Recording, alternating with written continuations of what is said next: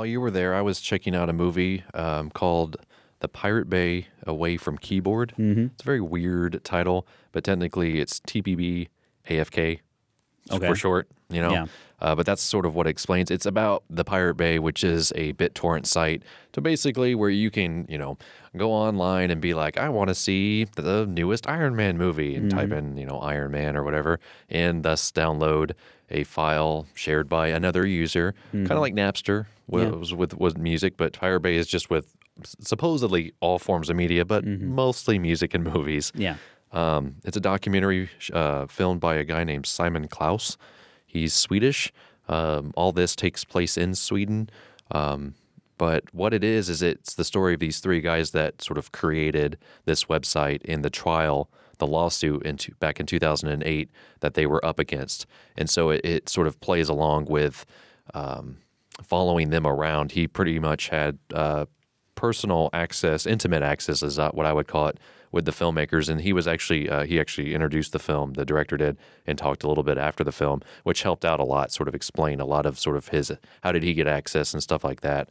He actually met Peter, who is the third, I would call him the third guy in the group, but he's the public face of the Pirate Bay. And he was actually the one under the most scrutiny because he was essentially sort of the PR guy. And his involvement was essentially sort of blown out of proportion to what it really is. He actually really didn't have anything technically to do with the actual website, the running of the server and stuff like that. He just sort of met these guys. These guys all sort of met through like chat, like instant messaging and like message boards, and had these things in common. And then they were like, hey, like, let's start this website called, what is it? America's Dumbest Soldiers, which essentially got them in trouble with the Pentagon. And they were like, well, that was fun. Why don't we like do this now? And they were, you know, they call it just sort of like having fun on the internet. And so their argument during this whole trial, or at least one of the guys' arguments, there's a guy named Frederick.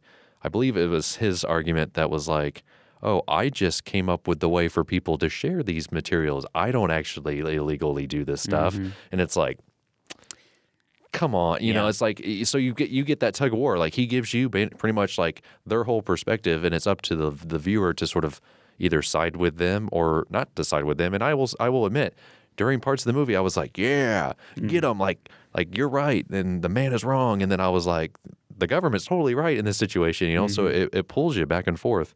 It explains a lot of IT technology terms, informational technology, whatever you want to call it. It explains a lot of those throughout the movie, which I thought was kind of nice. Like, it just sort of subtly, like, over in the corner has a title card, and it's like, oh, this is what, like, you know, this little term we just use stand for. And you learn a lot of sort of things throughout the movie. Like, 50% of the BitTorrent traffic was through the Pirate Bay, like, worldwide. Wow. And it was literally like a computer that's like, you know, yay big.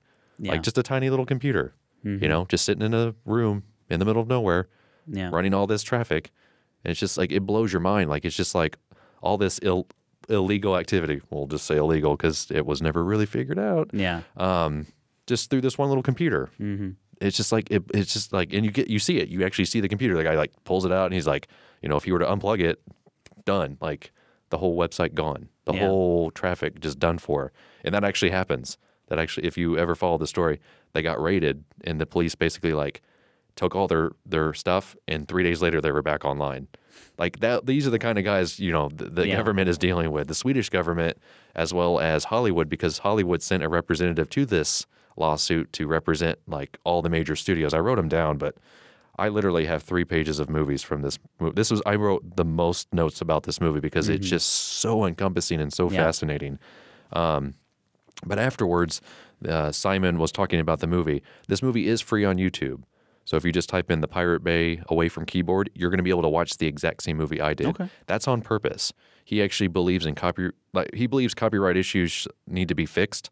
He has, you know, he thinks that's a grassroots community involvement kind of thing that, you know, to where, you know, big corporations and people, he just thinks that the way we share, you know, art needs to be done differently. Like, it's just, there's another, you know, evolution of it. And he was, you know, like, could easily have spoken about that for hours, and I would have been fascinated by his ideas on it.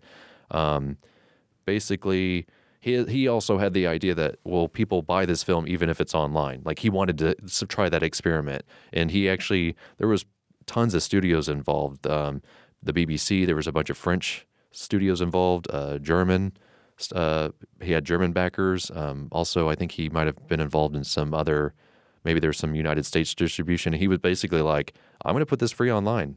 If you're not okay with that, then you shouldn't be involved in this movie. And it seemed like everybody was cool with the idea. So you can watch it online. Just go to YouTube. He said, just go to YouTube and watch it. Yeah. And you can see what you think. But basically, these guys have this really punk rock attitude sort of towards sort of, is it right, is it wrong? And they're kind of just like, screw the man. They have this attitude. And you kind of root for them for the most part. And then you sort of see how this trial really starts tearing them apart, not only sort of mentally, but also physically. Like, they all get sort of sick.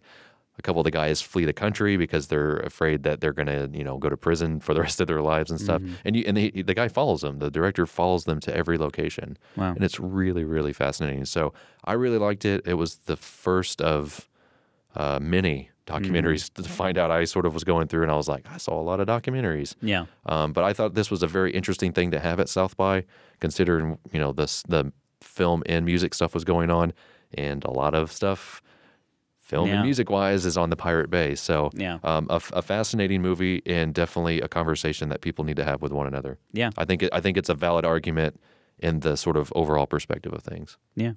Well, A Place for Film is recorded at WFIU Studios in Bloomington, Indiana.